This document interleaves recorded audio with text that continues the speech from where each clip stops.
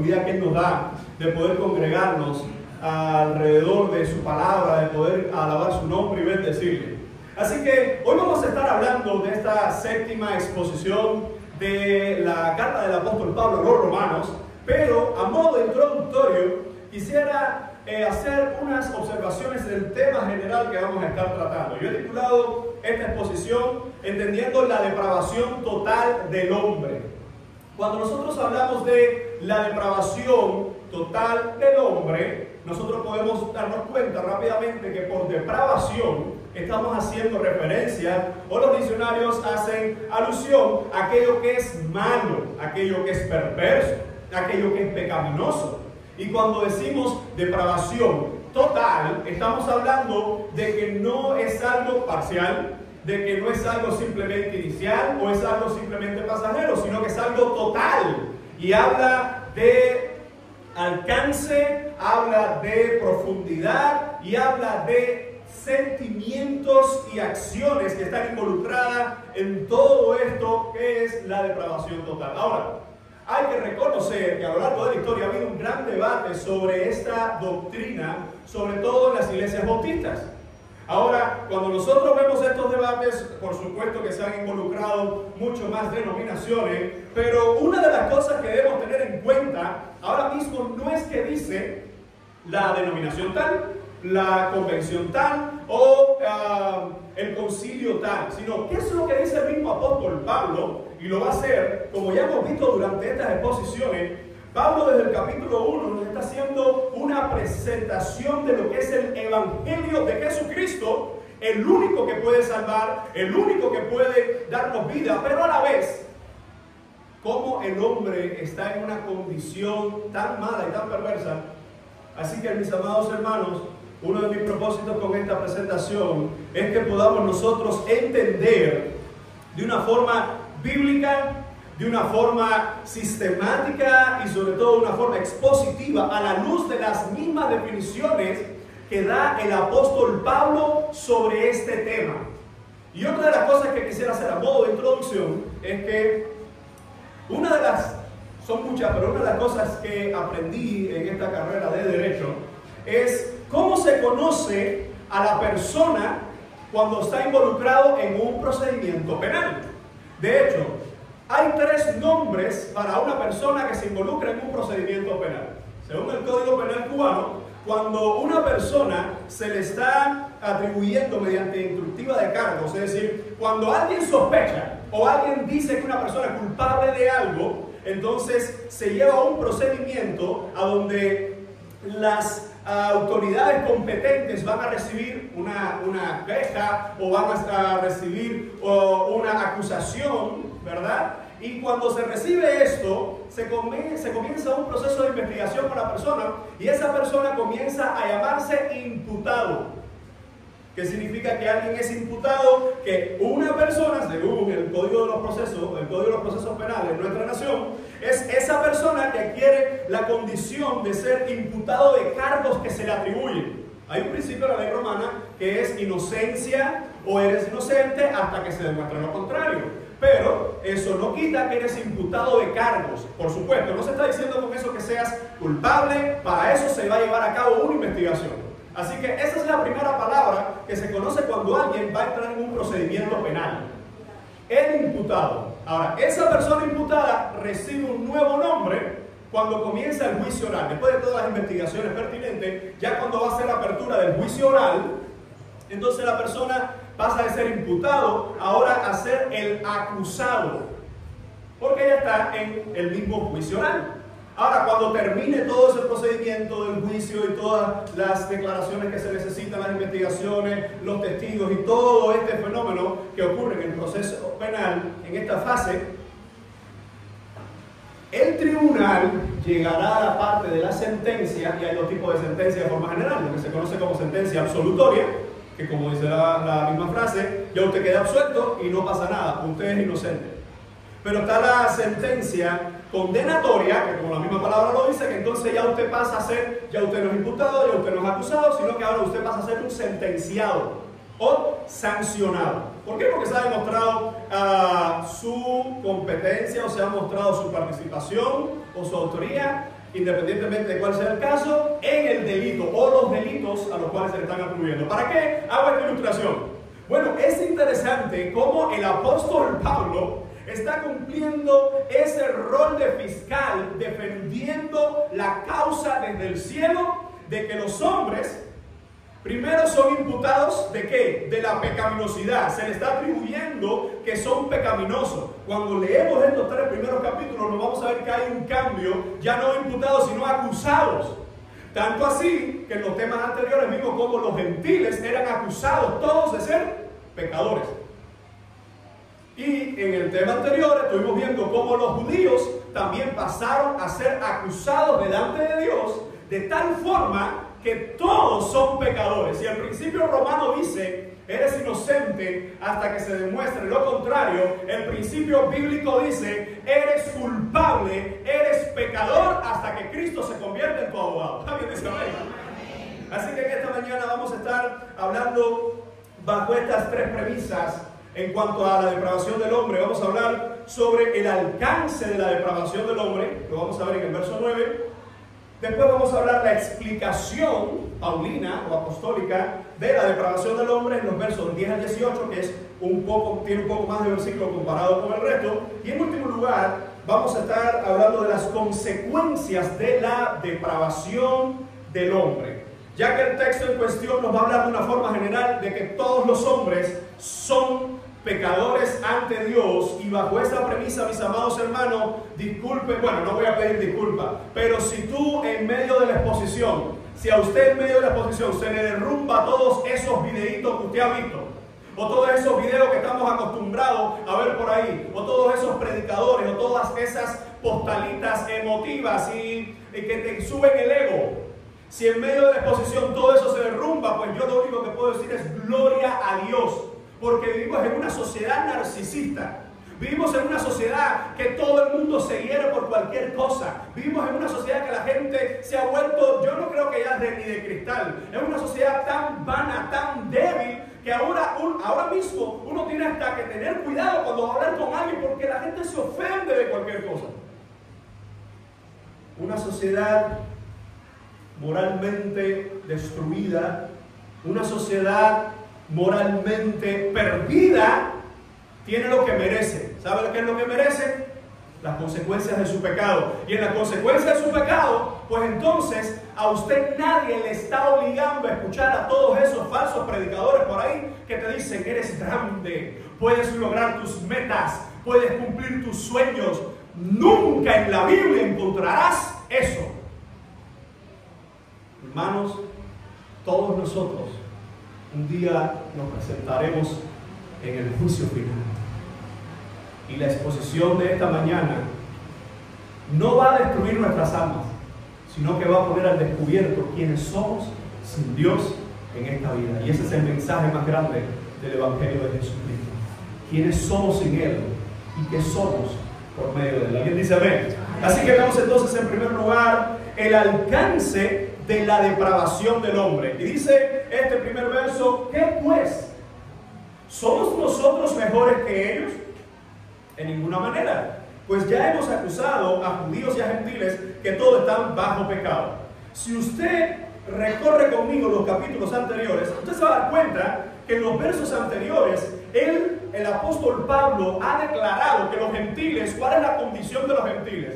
Primero, definición de un gentil: alguien que no conoce a Dios, que no es del pueblo de Dios, que no es judío, no es hebreo, y es una persona que está en la influencia griega. De hecho, la palabra para gentil es helenistes, y el término griego helenistes tiene que ver con los gentiles o los griegos. Ahora, ¿por qué los griegos? Porque en el mundo conocido donde se está escribiendo el Nuevo Testamento, o eres gentil, es decir, no eres griego, o conquistado por griego, o de influencia griega, aun cuando sea romano, o eres entonces de una nación vecina que de alguna forma ha llegado el helenismo a ello, es decir, los gentiles o la cultura grecorromana ha llegado a ello. O eres del pueblo hebreo o del pueblo de Israel.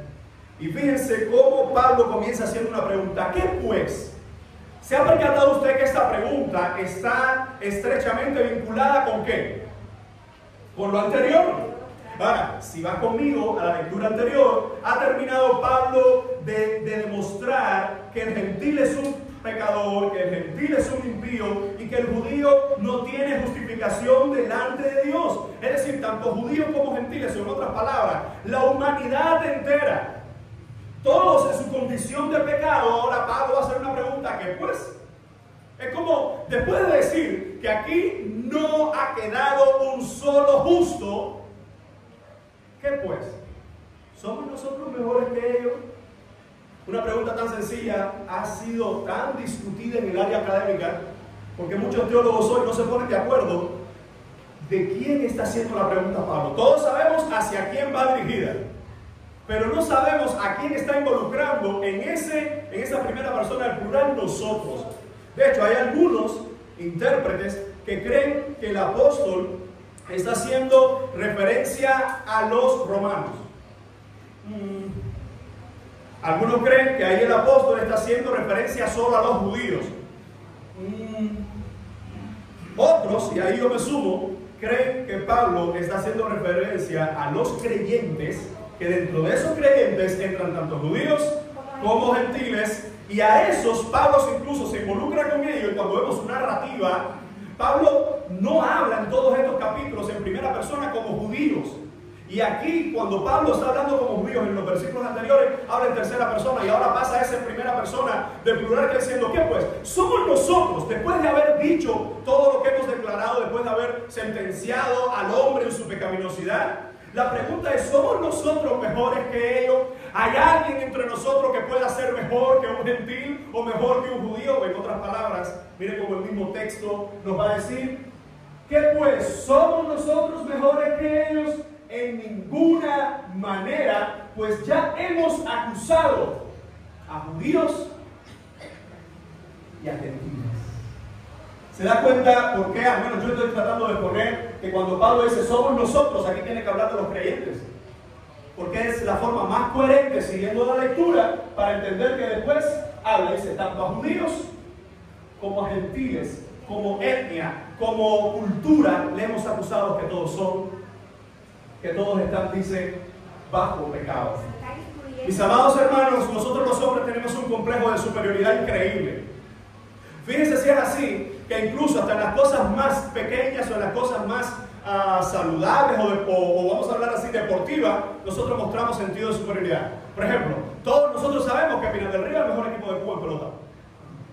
¿Sí o no? Ay, nadie se lo cree. Bueno, yo creo que sí, la verdad. Pero lo que estoy seguro que en La Habana muchos van a decir, no, Industrial es el mejor equipo de pelota y tenemos 12 títulos. Bueno, de verdad, tienen títulos.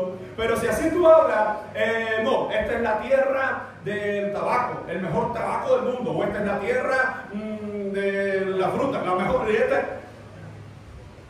La gente puede vivir en el fin del mundo. Y ahí en el fin del mundo dice, no, pero aquí se dan las cosas del fin del mundo.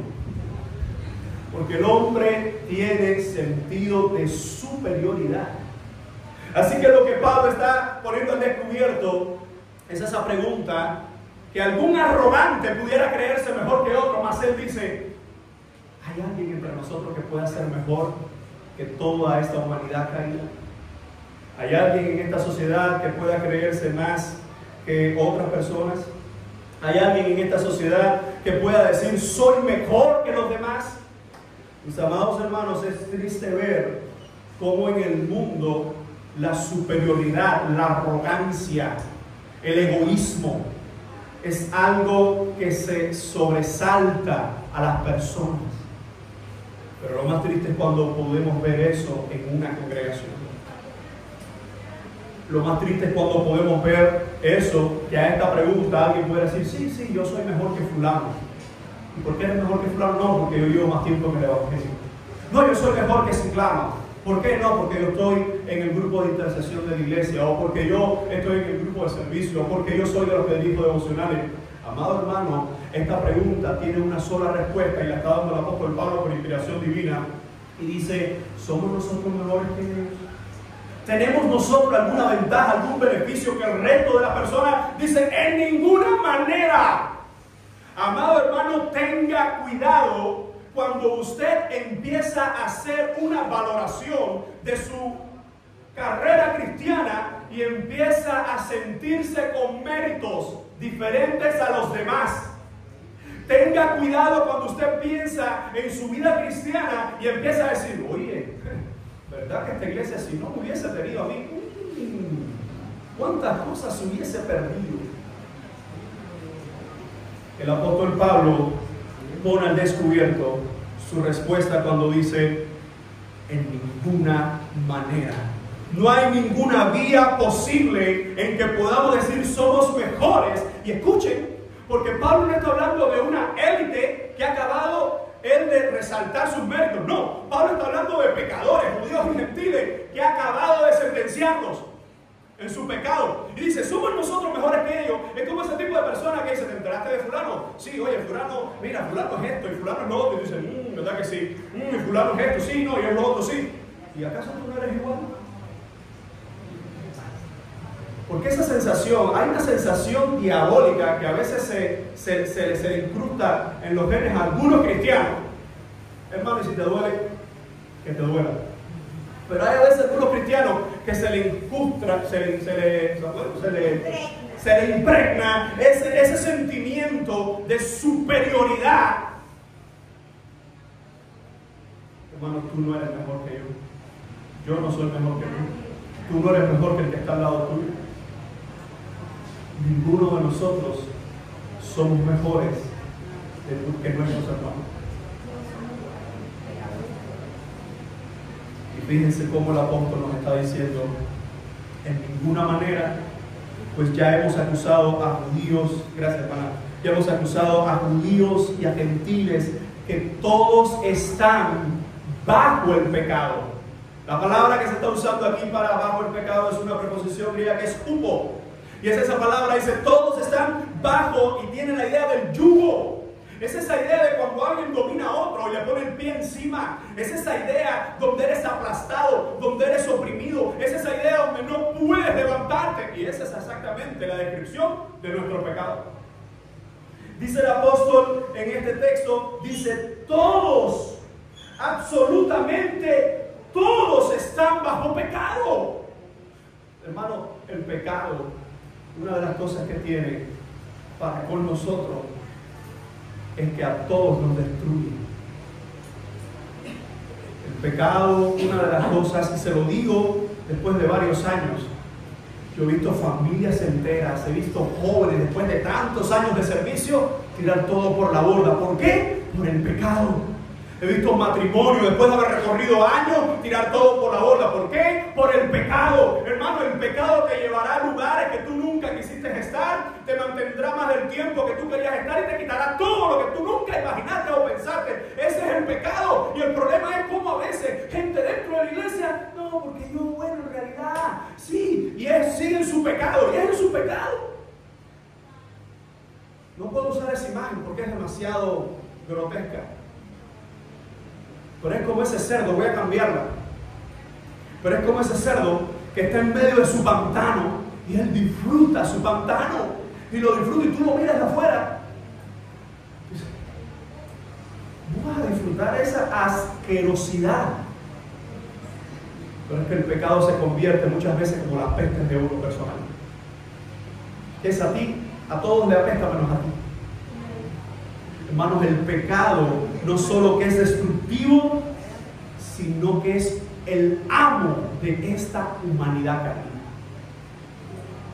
Así que cuando el apóstol nos está diciendo, no hay forma, no hay manera, la depravación del hombre es total, es universal. Unas veces podemos mirar a alguien y decir, oye, qué buena persona. Oye, fulano es increíble. Mire, mira, me encanta ver a esta persona. Esa persona tiene más de los pecados que tú imaginas en su corazón y si es un verdadero cristiano, tiene mucho más de los pecados con los que está luchando de lo que tú pudieras imaginar. Amados hermanos, el hombre es tan pecador, pero tan pecador que se cree bueno. El hombre es tan ingenuo, no, porque una ingenuidad sería ingenuo que yo usara esa palabra. El hombre es tan malo que incluso el hombre ha determinado dar los premios Nobel. Y muchas veces los premios Nobel se le dan a aquellos que más guerras han iniciado. Increíblemente. Aquellos que más han estado involucrados en guerra, no, pero bueno, al final salió todo bien, pues entonces un premio Nobel de la Paz. No crean que me estoy equivocando, se dice Nobel. No es Nobel, es Nobel. Es decir, no sea pecador buscándome mal ahora. Es Nobel.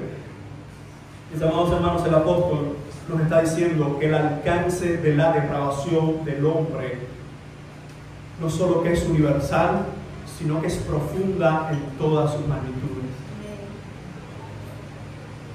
Es muy fácil empezar a hablar de una lista de pecados y pensar en otros, pero tú y yo sabemos cuán malo puede llegar a ser nuestro corazón, el nuestro, no el de otros, no es el tuyo. No pienses ahora en el pecado de otro, piensa en el tuyo, piensa en tus batallas. Si eres lo suficientemente sincero, vas a decir, pastor, el Alex que hay dentro de mí pecaminoso es lo más malo que puedo experimentar. Hay veces que la gente le quiere echar la culpa al diablo por cosas de ellos. Miren, el diablo no es omnipresente. El diablo no puede estar en más de un lugar a la vez. El atributo de omnipresencia es de Dios, solo de Dios. Está en todos los lugares a la vez.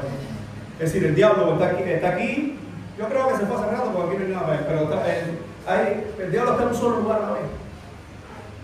Y hay veces que el cristiano dice, no, que el diablo, pastor, el diablo está acabando con mi vida. No, que el diablo está haciendo, y la persona involucrada hasta aquí en su pecado, en su pantano. No, porque el diablo por allá por África, con una tribu acabando por allá.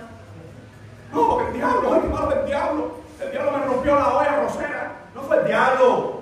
Fueron los que te hicieron esa vez, los que te la vendieron, que no sirve. No le eches la culpa al diablo. Ahora, el problema está cuando uno habla de su propia naturaleza. El apóstol hace la pregunta: ¿somos mejores? ¿Tenemos más mérito que los demás? Yo no sé a cuánto les pasó, pero casi siempre los estudiantes en alguna etapa de su vida, a menos que sean de esos que lo único que les encanta o esperan al escuchar las notas es aprobaste, pero aquellos que pasan un poquito más la media de aprobado, son aquellos que dicen 5 fulanos, 4 fulanos, y empezó, y ellos no están escuchando la de ellos, ellos están escuchando la de los demás. Amados hermanos, lo cierto es que ante Dios no existe un ser humano que no esté bajo la condenación del pecado. Así que después de haber declarado cómo la humanidad completa está bajo el poder y los efectos del pecado, nosotros debemos entender que todos, esa palabra que se usa ahí, esta palabra que se usa para pecado, se lo voy a señalar aquí, esta palabra que se usa aquí para pecado, es hamartía. La palabra griega es hamartía. Hay numerosas palabras, tanto en el Antiguo Testamento en hebreo como en el Nuevo Testamento en griego, que se usan para referirse a pecado, pero hamartía es la palabra por regla general la más usada. Hamartía significa literalmente errar al blanco a propósito. Es como esa persona que apunta al blanco y cuando va a disparar, a propósito, antes de disparar, apunta a otro lado y falla a propósito. ¿Sabe por qué esa palabra es tan descriptiva para tu pecado y para el mío? Porque si tú y yo le hemos fallado al Señor, no es porque alguien nos hizo algo, no es porque alguien nos impulsó a algo. Es cierto que en este mundo hay piedras de tropiezo, pero las piedras de tropiezo darán cuentas a Dios. Y tú y yo, por alejarnos de Dios, por seguir involucrados en metidos en nuestro pecado, le vamos a dar también cuentas a Dios. El pecado del Génesis, el pecado del huerto del Edén, no fui yo la mujer que me diste, no, la serpiente. El pecado de la justificación continúa vigente en el hombre hoy. El hombre no quiere asumir su culpa. Por eso a veces hablo con amigos este tema. Claro que cuando vives en un país que por más de 6 décadas nunca ha querido asumir su culpa y se la echa a los demás, eso se vuelve fácil. No, esto no es culpa mía, eso es culpa del vecino. No, pero esto no es culpa mía, eso fue culpa del pastor. No, eso fue culpa de fulano, eso fue culpa de ciclano. Tu pecado es tuyo. Y las consecuencias de tu pecado también. No, yo no puedo buscar al Señor porque yo en realidad tengo esta situación, porque tengo la otra. ¿Con quién tú estás poniendo justificaciones? Mis amados hermanos, una de las características que tiene un corazón que se empieza a enfriar es que cree que está bien. Esa es una de las características de un carnal. Una de las características de alguien que se enfría espiritualmente es que dice, no, empieza a justificarse. Yo no estoy congregándome, pero es que yo tengo que mirar todas las cosas que tengo arriba. No, yo no estoy orando, pero es que Dios sabe. Es como que Dios tiene que justificarme. Es como que la gente cree que hay ángeles entregando certificados. No, un certificado para fulano que no se puede, no puedo orar. Señor, mira, fírmame aquí. Tú sabes que está enredado. Amados hermanos, qué malo es el corazón. Y lo voy a decir de esta otra manera: qué malo es tu corazón y qué malo es mi corazón. Alcance de la depravación del hombre universal, pero no solo es un alcance horizontal, sino que también es un alcance de profundidad. Veamos entonces en segundo lugar la explicación de la depravación del hombre desde la perspectiva del apóstol Pablo. Miren estos versos que tenemos acá. Dice, lo voy a dividir en varias partes. De los versos 10 al 12, ¿cuál es la explicación de la depravación? Que no hay ningún justo. En primer lugar, no hay ningún justo. Verso 10, como está escrito, no hay justo ni aún uno. No hay quien entienda, no hay quien busque a Dios, todos se desviaron, a unas se hicieron inútiles, no hay quien haga lo bueno, no hay ni siquiera uno. Miren, este es uno de esos textos que cuando alguien te dice, ¿tienes algún especial? ¿Puedes traerme alguna lectura? ¿Qué es lo que por regla automática viene a la mente de uno? Déjame buscar algo que sea de el Señor está con nosotros, una promesa, el Señor no tocará plaga ni tu casa y los ángeles del Señor están. Dedícale este versículo a alguien. Dedícale esto a alguien. Y te voy a decir que lo estás retratando. Te lo pongo de otra forma. Dedícate o reconoce que este texto también es para ti y para mí. Dice de esta forma, como está escrito. Disculpen, esta frase que usa el apóstol, como está escrito, si vemos cada uno de los versículos que vienen ahora, yo me detuve para hacer la tarea y los empecé a buscar todos en el Antiguo Testamento, sobre todo en la Septuaginta, que es la traducción griega del hebreo del Antiguo Testamento, y muchos de ellos coinciden palabra por palabra, pero otros lo que coinciden son las ideas, es decir, no está palabra por palabra. Pero lo importante aquí que lo que está haciendo el apóstol Pablo es, como está escrito, yo les voy a decir algo que ya el Señor se los dijo a ustedes, a sus padres y a los padres de sus padres y a las generaciones antes de nuestras generaciones, a todos aquellos que nos antecedieron, ya el Señor se los dijo. Interesantemente, casi el 80% de las citas que vamos a ver aquí son de los libros del Antiguo Testamento. Por alguien me dice de cuál libro le parece, cuál cree usted que son esos libros que más revelan el pecado del hombre. No, con eso los perdí, lo hice a propósito. Levítico no, pero los perdí, lo hice a propósito. Libro de los Salmos, canciones, el libro de las canciones del pueblo de Dios. Ok, casi todas las citas están siendo tomadas aquí, algunas excepciones, Isaías, Ezequiel, etc. Pero casi todas eran las canciones que cantaba el pueblo de Israel. Y fíjense entonces, como dice la primera acusación, dice, como está escrito, no hay justo ni aún uno. Amados hermanos, nosotros normalmente en nuestra vida, una de las cosas que hacemos por regla general es tener referencias. Algunos dicen, no, mi papá es mi referencia, mi mamá es mi referencia, o este maestro se convirtió en una referencia para mí. A veces uno dice, no, este es mi ejemplo, o este otro es mi ejemplo. Déjame darte una triste noticia, y es que esa referencia es tan pecador o tan pecaminoso como tú, o su corazón fue tan pecador o tan pecaminoso como el tuyo y como el mío. Dice el texto, no hay justo. La palabra que se usa aquí para justo es el término griego dikaios. Esa palabra de justo es la misma palabra que se presentaba cuando alguien era llevado a un juicio, y si se pasaba por todo el proceso, es decir, si atravesaba todo el proceso del juicio y resultaba ser inocente, la determinación es dikaios.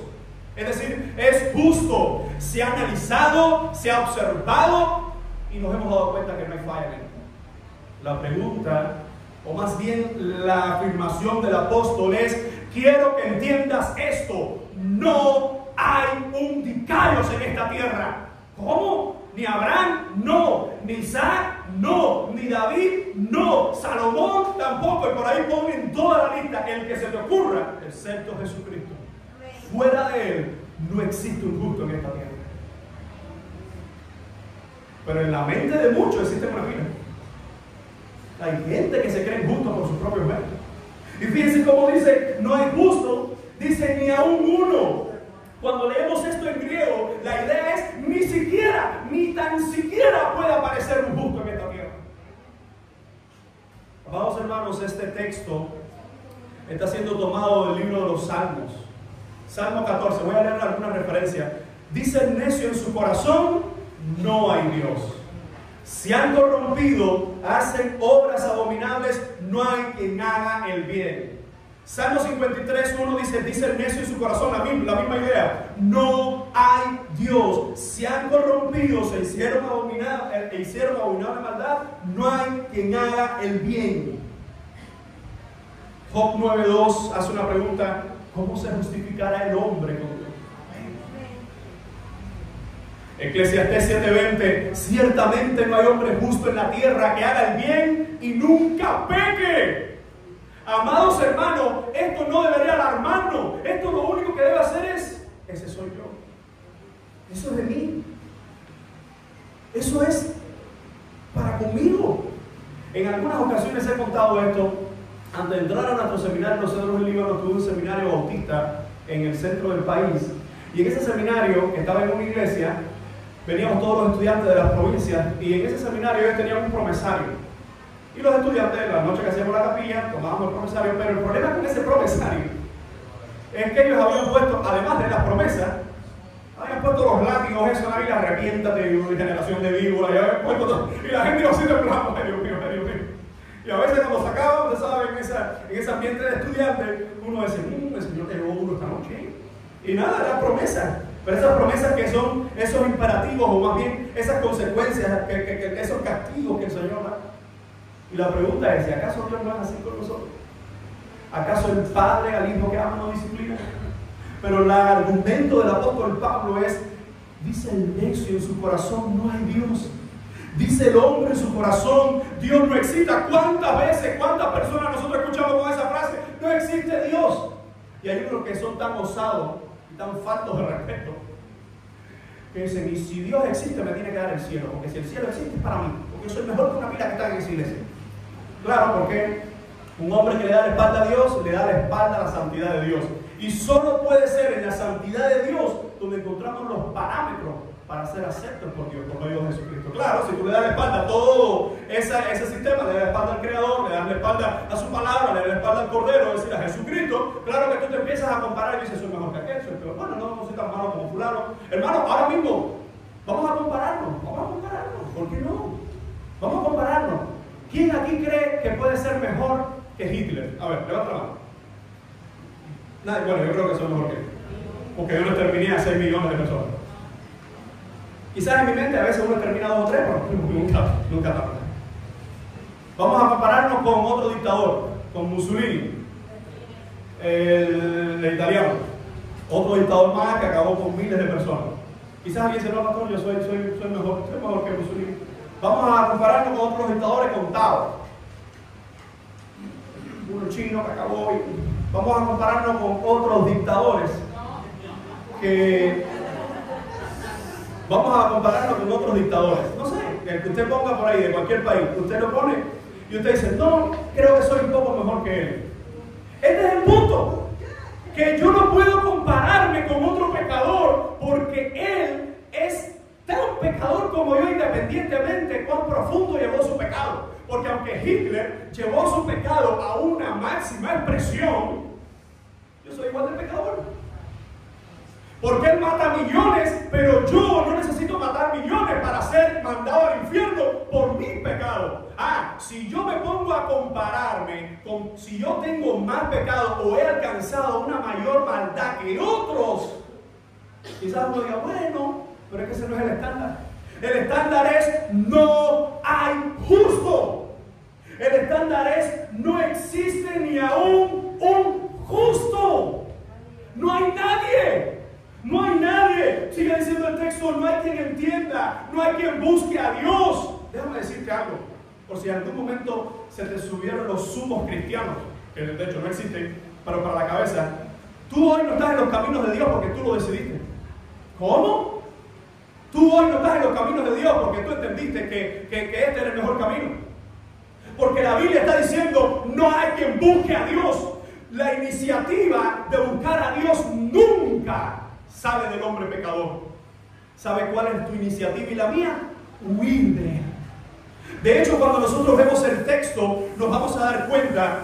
Libro de los Salmos 14:2 dice: Jehová miró desde los cielos sobre los hijos de los hombres para ver si había algún entendido que buscara a Dios. Dios miró desde el cielo, y es una forma pictórica de decir: el Señor miró y dijo: ay, no existe. No existe. Dice: no hay quien busque a Dios. Dice: todos se desviaron. Recuerden, todos son estos textos. Otro de los salmos que aparece, Salmo 14:3, cuando se habla de esta idea que se hicieron inútiles, dice: todos se han desviado. Pastor, pero yo estoy en los caminos del Señor. Por su gracia y por su misericordia. Si fuera por tus méritos, entonces no estarías en los caminos del Señor. Si fuera por mi iniciativa, no estaría en los caminos del Señor. De hecho, algunos acá pueden decir: pastor, usted no sabe cuánto yo huí de los caminos del Señor. Y la palabra venía y yo huí, la palabra venía y yo huía, hasta que Él llegó a mí, me conquistó y no pude decir que no. No pude darle la espalda al Cordero. Pero, hermanos, si nosotros nos podemos poner en pie ante los ojos del Señor, es porque su Hijo ha opacado toda la ira que venía sobre nuestro pecado y ha puesto sus méritos en nosotros. Ha puesto los méritos de Él en nosotros. Pues la declaración del apóstol le dice: a una se hicieron estúpidos. Es como, ¿se da cuenta por qué el mensaje de ese de eres un campeón, eres un glorioso, eres la guerrera del Señor y no sé quién, y todos esos falsos predicadores que andan por ahí están tan perdidos, pero tan perdidos? Y el problema no es los perdidos que están y los pecadores que son, sino como a la gente le encanta, como captan, como los Maldonados, como las Yesenia Ten, como los Daniel David, como todos esos predicadores falsos, captan. Y tú ves la gente, y tú ves que porque hoy Facebook es un chismoso, y tú ves el que le da like y dice: mira, fulano, ay Dios mío. Y tú ves cristiano y comparte esto ahora para que veas cómo se abrirá la ventana de los cielos, las bendiciones serán sobre ti. Y mira, ahora comparte esto otro y empieza a decir con tus palabras: soy vencedor, soy victorioso, soy glorioso. La Biblia dice: no al justo. No hay quien entienda. Pero increíblemente, el hombre se cree que mientras más sabe, más le da la espalda al Señor.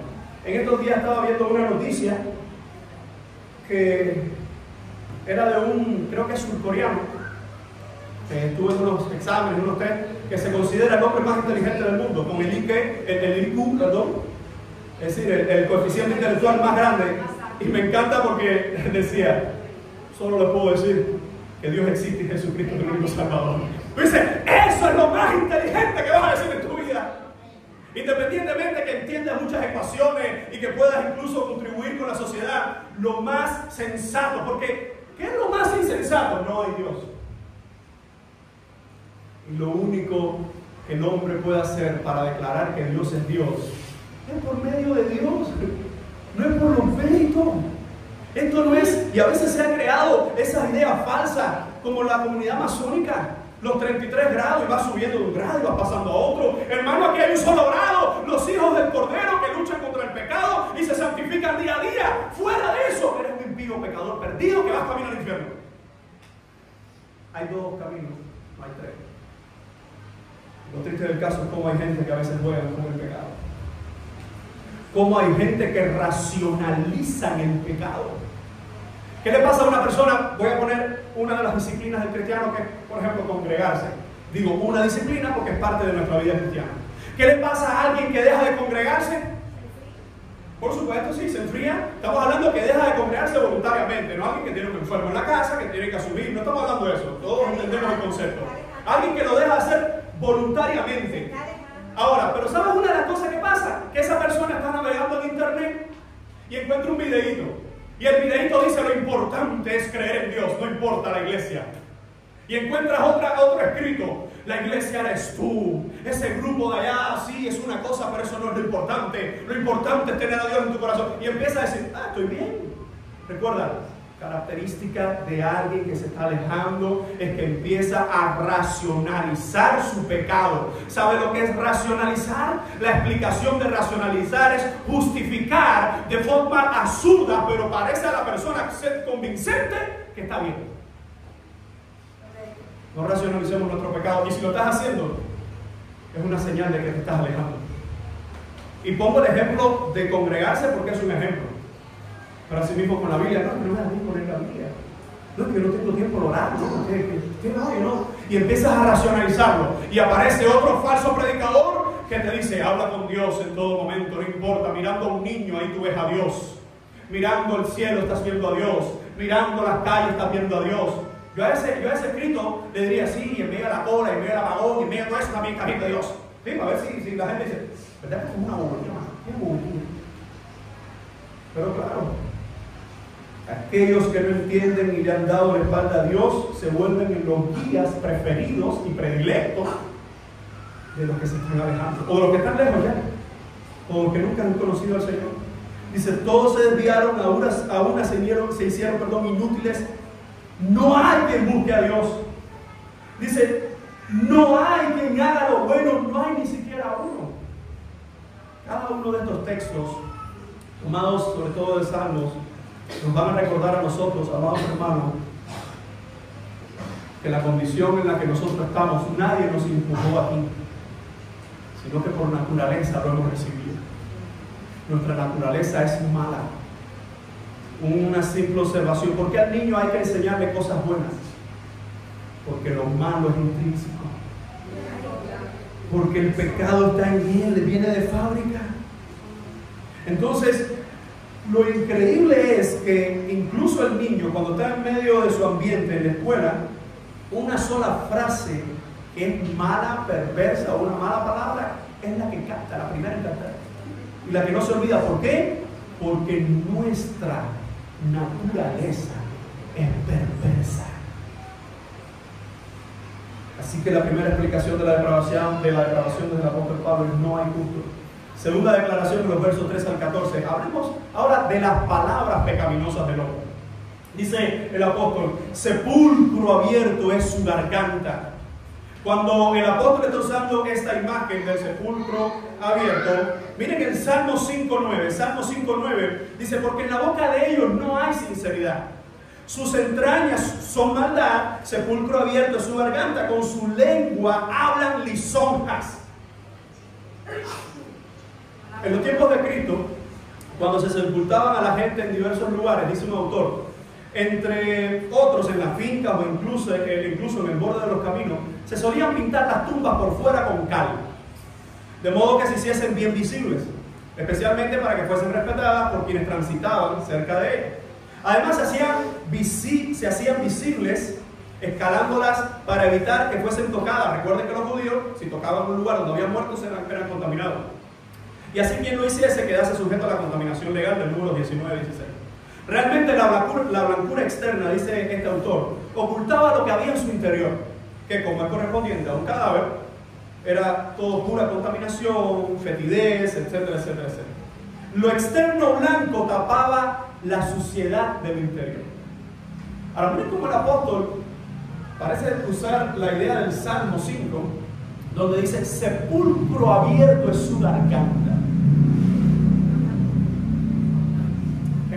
Cuando estaba en la primaria, uno de los muchachos que estudiaba conmigo tenía un problema que en aquel momento, no recuerdo bien si el nombre de enfermedad era algo así como una litosis, era algo que su aliento era muy desagradable. Incluso lo trataron, y yo recuerdo como niño al fin, que muchos de los muchachos no querían acercarse a él, porque él hablaba, y aunque estuviese a 2 metros, si lo más cercano se sentía esa fetidez. Y se lavaba la boca y hacía todo esto, pero era una enfermedad que tenía que provocaba esa fetidez.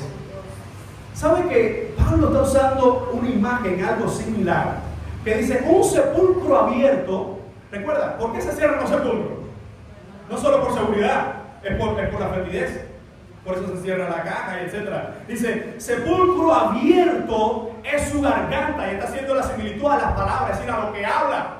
Hermano, a veces nosotros vemos una gente y necesitamos 10 segundos para decir.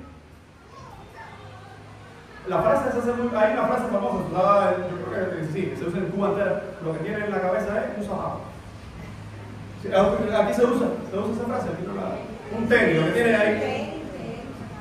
Pero a veces tú dices, no, lo que tiene es un tenis con una media, con una carita así con.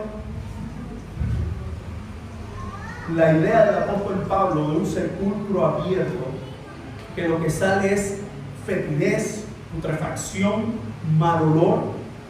Quiero que pensemos en esto, porque esta es la definición de las palabras de un hombre pecaminoso. Fíjense cómo la palabra del Señor nos está diciendo: cuando esta persona abre su boca, lo que sale de él es ese pecado y esa maldad que está en su corazón. Yo siempre digo esta frase: ¿tú quieres saber qué es lo que hay en el corazón de alguien? Déjalo hablar. Ponte a entablar una conversación de, no sé, de 20 minutos, media hora, una hora, y tú vas a ver lo que hay en el corazón. Fíjense, mis amados hermanos, cómo continúa el texto. Dice: con su lengua engañan, veneno de áspides, es decir, de serpientes, hay debajo de sus labios. Da la idea de esa serpiente que está esperando para soltar el veneno. Dice: su boca está llena de ¿qué? De dos cosas: maldición y amargura. No hay una forma más ilustrativa de representar el corazón perverso de los hombres cuando hablan que esta. Dice: esa persona cuando habla, lo único que sale de su corazón, ¿qué es? Hermano, yo a veces me asusto de los comentarios que hacen muchos cristianos en las redes sociales. Porque ya ahora no es solamente lo que alguien habla, sino lo que publica o lo que escribe. Una verdad de todo cristiano que está madurando es que sabe que hay momentos en que nosotros decimos y que tienes que morderte la lengua. ¿Sí o no? Porque en el ambiente este convulso que hay, yo a veces hago mi ejercicio espiritual y digo: no hables, no comentes, no publiques, no hagas nada. Porque si lo hago en ese momento, sé que voy a decir cosas que, aunque muchas de ellas sean verdad, no las voy a decir de la mejor forma. Ahora, aquí se está hablando de ese hombre perverso y pecaminoso que lo único que habla es perversión. Pero por supuesto que es muy fácil reconocer cuando es un no creyente el que hace esto, pero cuando es un creyente que lo único que usted escucha es las banalidades de esta vida. Cuando usted habla con un creyente, si se puede decir que es creyente, y usted habla que todo lo que sale de su corazón es malo, que es perverso, que es un veneno, que tú dices: oye, no han pasado 5 minutos y en los 4 minutos y medio que van es hablando mal de todo el mundo. Hermano, tenga cuidado con eso, porque hay gente que le encanta: pasa por mi casa, o ven acá que te voy a contar lo que hizo fulano, o ven acá para decirte de Chiclano y no sé qué, y no sé qué, y no sé qué. Hermano, ten cuidado, porque eso es tan perverso y tan malo como lo que hace el hombre no creyente.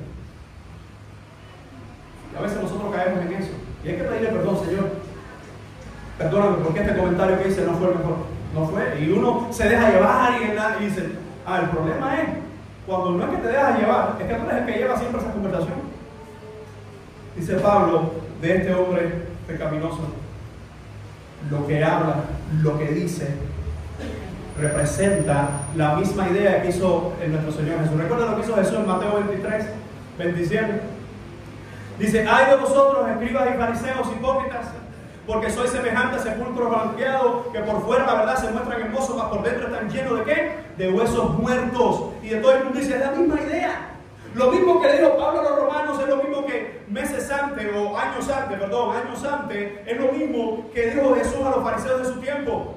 Dice: mas por dentro están llenos de huesos muertos y de toda inmundicia. Así también vosotros por fuera la verdad os mostráis justos ante los hombres, pero por dentro está lleno de hipocresía y de iniquidad. Mi amado hermano, ten cuidado en lo que dices, porque lo que dices de los demás habla mucho más de quién eres tú y de lo que piensas tú y de lo que hay en tu corazón que de los demás. Hay veces que cuando uno ve las faltas que son de verdad en otros, ten cuidado incluso cómo tú manejas esos temas, porque recuerda que por cada dedo acusador Vamos a hacer un ejercicio rápido. Ahora sí, ponga así el dedo acusador. Saca el dedo acusador y tú lo has sacado a veces. Sí, lo has sacado a veces. Mira, por cada dedo acusador, mira cuántos dedos tiran para atrás. Uno tira para adelante y hay tres, a menos que a alguien le falta un dedito, hay tres que tiran para atrás. Este es un ejemplo para enseñárselo así como vimos el enseño a un niño, a nosotros. Por cada falta que nosotros vemos en los demás, hay mucho más en nosotros. Por eso es que cuando un creyente ve a otro desanimado, ve a otro caído, ve a otro enfriado, ve a otro lejos del Señor, trata de darle ánimo, no aplastarlo. A mí no me llames más, chico, arréglate tus cosas que yo tengo las mías.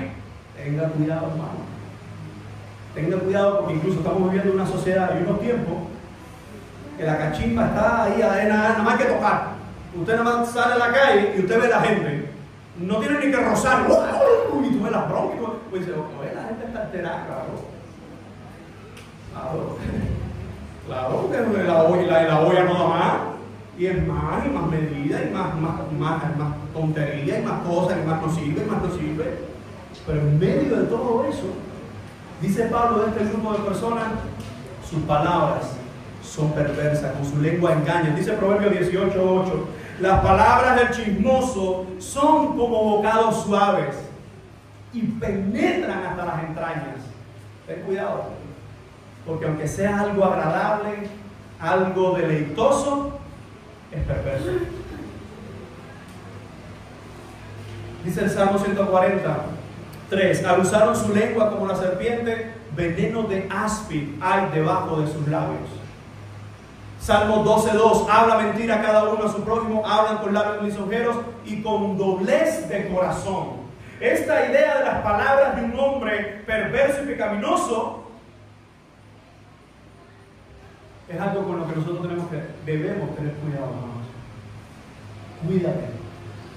Cuídate de encontrarte continuamente siendo un veneno de serpiente para los demás. Cuídate.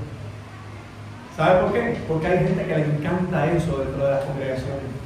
Que le encanta, sí, tú, bueno, pero fulano, sí, esto quedó, pero el otro. Mira, a menos que lo estés haciendo tú y estés muy metido en las cosas que estás haciendo, vas a encontrar muchos defectos. Cuando lo está haciendo otro, siempre vas a ver algo que se puede hacer mejor. Es increíble. Siempre vas a ver algo que se puede hacer mejor. Pero ten cuidado, porque el impío o el que no tiene temor de Dios es el que abre su boca y lo que sale es putrefacción. Y lo que sale es veneno de serpiente. Y ya de eso, el mundo está lleno. No le hagas el trabajo al diablo, que no vas a cobrar unas extras por eso. Dice entonces esta tercera declaración sobre la depravación del hombre, las acciones. Fíjense cómo Pablo cambia el escenario de palabras ahora a hechos o acciones. Las acciones pecaminosas del hombre, sus pies se apresuran para derramar sangre. Quebranto y desventura hay en sus caminos y no conocieron el camino de paz. Dice Isaías 59:7, sus pies corren al mal, se apresuran para derramar la sangre inocente. Parece que era una cita textual de Isaías. Y el contexto de Isaías está hablando de esos hombres perversos y pecaminosos que se apuran, pero se apuran para hacer el mal. Mis amados hermanos, la actitud de los hombres hoy ha sido tan mala que cuando hablamos de las guerras, ¿saben las únicas estadísticas en el mundo que superan la cantidad de fallecidos de la Primera y Segunda Guerra Mundial? De algún evento así que sea algo catastrófico. Nadie tiene idea. Si unimos la Primera Guerra Mundial, la Segunda Guerra Mundial y todos los muertos que hubo, hay otros fenómenos y otros momentos donde han habido millones de muertos. Pero nadie tiene idea, y de hecho ni se habla, de cuál es el fenómeno que más muertos tiene en el mundo. ¿Alguien tiene, no sé? El aborto. Nadie habla de eso. Y es hasta bueno para algunos.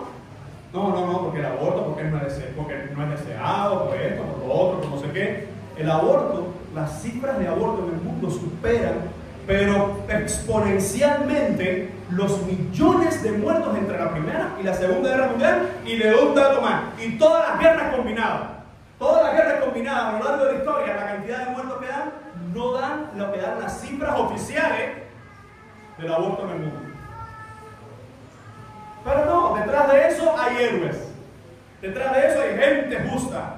No, porque el aborto, no, por sus pies, dice, sus pies se apresuran para derramar sangre. Y quizás alguien aquí nunca ha matado a nadie, pero en su mente tiene un cementerio. Pero en su mente ya ha matado 2 o 3 veces a alguien, lo ha sacado de la tumba y lo ha vuelto a matar. Lo sacaba y a cada rato lo saca y lo vuelve a matar. Tenga cuidado, hermano, con esos cementerios particulares en la mente. Porque aunque yo también he puesto en ocasiones de mi vida a gente ahí, los he tenido que levantar, no, Señor, llévalo, lo saco. Yo lo puse, pero no está bien. No está bien.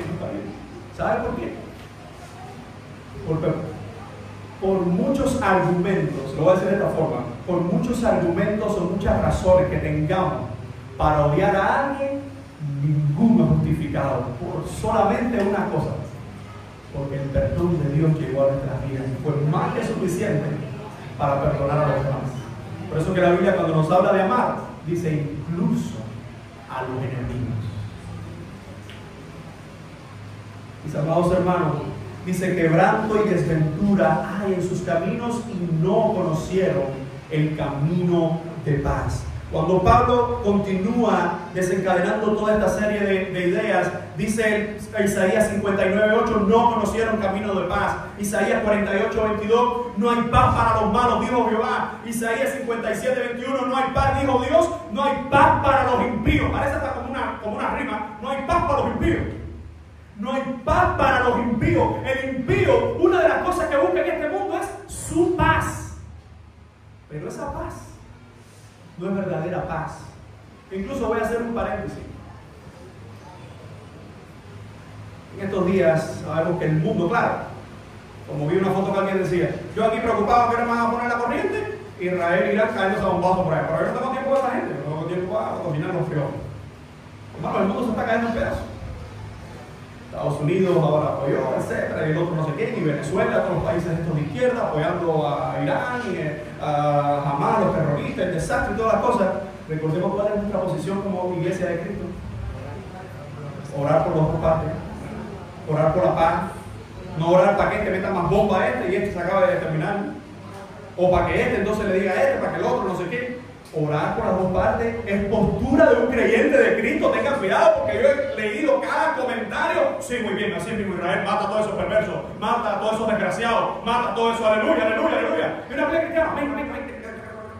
Y empiezan a usar entonces, sí, el Señor a Jacob amén, y a no sé quién aborrecí. Y esto sí, mira, tenga cuidado en no volverse bíblico con algo antibíblico. Lo bíblico es orar porque haya paz en Jerusalén, como dicen los salmos. Pero también lo bíblico es orar porque tanto en Jerusalén como de los terroristas, como de los otros musulmanes, como de todos ellos, reconozcan a Cristo que es la única y verdadera paz de esta vida.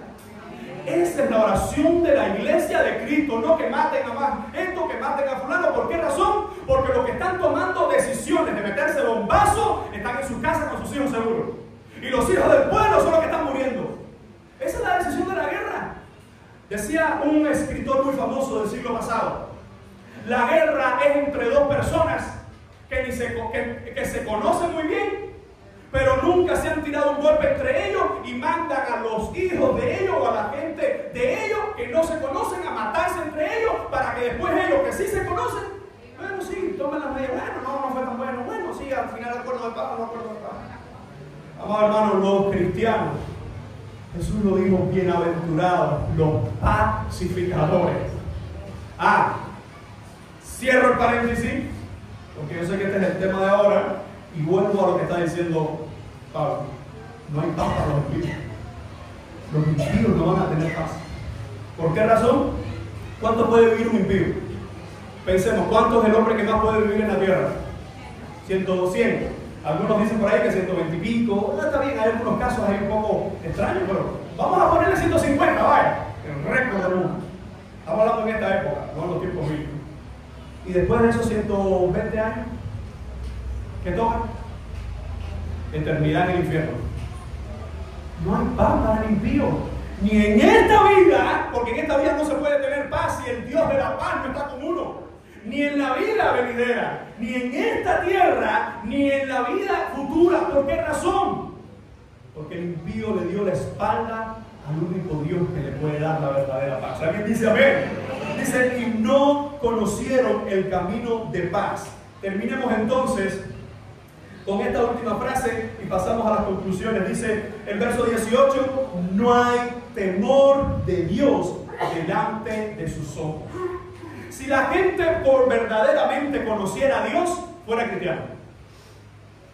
Si la gente verdaderamente conociera las consecuencias de un mundo o una vida sin Dios, fuera creyente. ¿Por qué? Porque si la gente tuviera una vaga pero verdadera noción de lo que es el infierno, la gente correría a Cristo. Pero la gente dice, no, sí, yo creo en Dios, pero a mi manera. Esa es la forma más miserable de irse al infierno. Creer que estás montado en la salvación y vas camino directo al mismísimo infierno. No, es que yo creía a mi manera. Sí, por eso es que a tu manera te matamos al infierno. No hay temor de Dios delante de sus ojos. La pregunta es, ¿qué pasa con aquel que es dominado por el pecado? No hay temor de Dios delante de sus ojos. ¿Qué pasa con aquel que está lejos de Dios? No hay temor de Dios delante de sus ojos. Y esto es una idea que quiero, hermanos, que recaiga en tu corazón. Esta es la última acusación que hace el apóstol basándose en el Antiguo Testamento y es la más fuerte. No hay temor de Dios para esta persona. En tu corazón y en el mío hubo un tiempo que no había temor de Dios. ¿Cómo yo sé? ¿Cómo tú sabes si hoy tú eres creyente? Hay varias preguntas, pero una de ellas es ¿cómo te sientes cuando pecas? Si es siquiera que eso está como un sentimiento en tu corazón. ¿Cómo te sientes cuando estás lejos de las cosas de Dios? Porque algo muy diferente al que no puede congregarse o al que tiene una situación en terapia, etcétera, etcétera, que no puede estar practicando las disciplinas cristianas como la lectura y el estudio constante de la Biblia, la oración en un lugar aparte, cosas así. Es que anhela la casa del Señor, es que anhela las cosas del Señor. Pero aquel que simplemente no ama lo que Dios ama, pues entonces ama lo que Dios odia. Hermano, y eso siempre es sentenciado por el infierno. Por eso, lo último en este sermón son las consecuencias de la depravación del hombre. Y está dividido en dos versículos. El verso 19 nos dice que todo el mundo está bajo el juicio de Dios. Pero sabemos que todo lo que la ley dice, lo dice a los que están bajo la ley, para que toda boca se cierre y todo el mundo quede bajo el juicio de Dios. Pensemos por un momento que este es el juicio de la humanidad. De hecho, es lo más parecido que tenemos a la descripción de Pablo. En primer lugar dice, todos están bajo pecado. En segundo lugar dice, estas son las causas, sus palabras, no hay temor en ustedes, no hay gusto, sus acciones, todos son perversos. Y ahora pasa a las conclusiones. Y en estas conclusiones, ¿cómo dice? Todo lo que la ley dice, lo dice a los que están bajo la ley. El problema es que alguien piensa que esto es para los judíos. No, porque a ellos se les dio la ley. Pero se les dio la ley para que ellos fueran testimonio a la humanidad. Y por medio de la ley vino Jesucristo para todos aquellos que están sin ley, conozcan el camino de la gracia y el camino de la verdad. Por eso dice, sabemos que todo lo que la ley dice, lo dice a los que están bajo la ley. Hay un grupo de judíos que verdaderamente están bajo la ley de una forma práctica, de una forma litúrgica, de una forma religiosa. Pero miren cómo dice la segunda parte del verso, para que no haya dudas. ¿Para quién este mensaje? Para que toda boca se cierre, toda, no solo la de los judíos, no solo la de los de aquel tiempo, dice para que toda boca se cierre y todo el mundo quede bajo el juicio de Dios. En un juicio, por eso te digo que esta es la parte de la sentencia final, porque no se le permite por los argumentos que se ha dado que la persona se justifique. En un juicio, ahí están las partes, en el procedimiento legal está la parte donde la defensa va a decir esto no es así, no estoy de acuerdo con la fiscalía, este argumento no ha sido declarado, que incluso vemos estas cosas, esto, incluso se habla de circunstancias modificativas de la sanción que se conoce como atenuantes o agravantes. ¿Sabes? Estoy un poquito estos días hablando de esas cosas. Entonces, eso de los atenuantes o los agravantes, mientras más atenuantes hay, la atenuante lo que significa es como que si el marco sancionador es de 5 a 10 años, la atenuante te acerca la sanción a lo más bajito. Las agravantes te las suben a lo más amplio. Pero hay una sola agravante en este texto. Todos están perdidos. Ya, no hay atenuante. Todo es agravante. La condición es crítica. Por eso vuelvo a repetir la idea inicial. El axioma de la ley romana es ser inocente hasta que se demuestre lo contrario. En el Evangelio somos pecadores hasta que Cristo sea nuestro abogado. Mientras no hay justificación, no hay religión, no hay vía, no hay medio para ser declarados justos, sino es por medio del Cordero. ¿Alguien dice amén? Amén. Así que dice, sabemos que todo lo que la ley dice, lo dice los que están bajo la ley, para que toda boca se cierre. Este es el punto donde nadie en la creación puede decir, pero yo ayudé a unos enfermos. Cállese la boca. Aquí nadie puede justificarse. Pero yo he hecho cosas buenas y usted se calla la boca. Recuerda que mucha gente el día final le dirán, Señor, en tu nombre hicimos milagros. Señor, en tu nombre hicimos esto, echamos fuera demonios. La respuesta de Jesús para mí sigue siendo lo más terrible que escuchará un gran número de personas. Apartaos de mí, hacedores de maldad, nunca los conocí. Y todavía hay gente que sigue en su pecado. Y no es jugando, sino más bien ahogándose en su pecado, porque la gente cree que está jugando con el pecado. La gente cree que puede reírse de Dios. La gente cree que puede reírse de la iglesia. La gente cree que puede reírse de la Biblia. Pero, ¿usted escucha esa frase de que el ríe de último ríe mejor? No, que el que se ríe contra Dios siempre la pasará peor. Porque nadie se puede burlar de Dios. Hermano, sal de donde estás.